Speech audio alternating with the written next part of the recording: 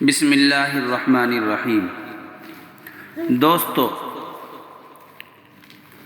آپ صلی اللہ علیہ وسلم کے نسب شریف میں جو بات چل رہی ہے اور پچھلے حصے میں جو بات بتلائی گئی ہے، برامکہ کے خاندان کی نوحہ خانی اور اس کے بعد خزاعہ کا ایک سردار ابن لحی، قبیلہ خزاعہ کے اس سردار عمر بن لحی نے دور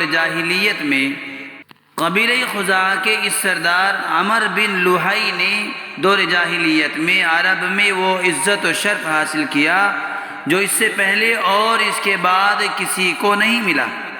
یہ پہلا شخص ہے جس نے مکے میں حاجیوں کو سرید کے کھانے پر اونٹ کی چربی کھلائی۔ عرب میں اس کا شرف اور نام ایک کونے سے دوسرے کونے تک پہنچ گیا، یہاں تک کہ اس کے منہ سے نکلی ہوئی ہر بات ایسا دین بن جاتی جس کو سب مانتے تھے۔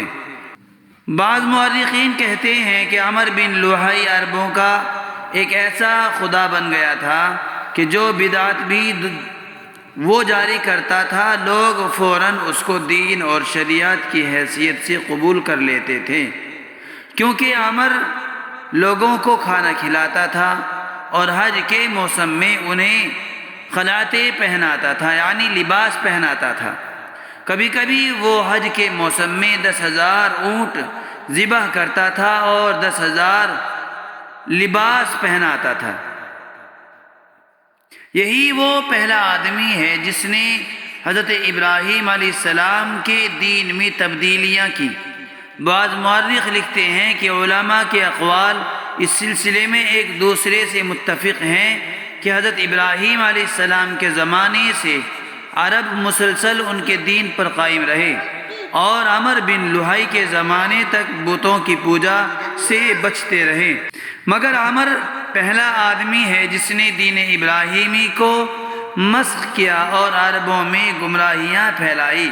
چنانچہ اس نے بتوں کی پوجا شروع کی، بتوں کے نام پر سائبہ جانور چھوڑے اور بحیرہ دوسرے اونٹوں کو چھوڑا۔ ایک روایت یہ ہے کہ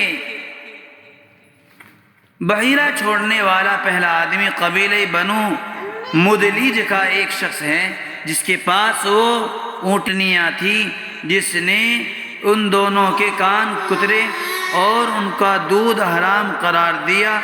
چنانچہ حضرت صلی اللہ علیہ وسلم نے فرمایا کہ میں نے اس کو دوزخ میں اس حال میں دیکھا کہ وہ اونٹنیاں اس شخص کو اپنے پیروں سے مار رہی ہیں اور اپنے منہ سے اس کو کاٹ رہی ہیں۔ فقط والسلام۔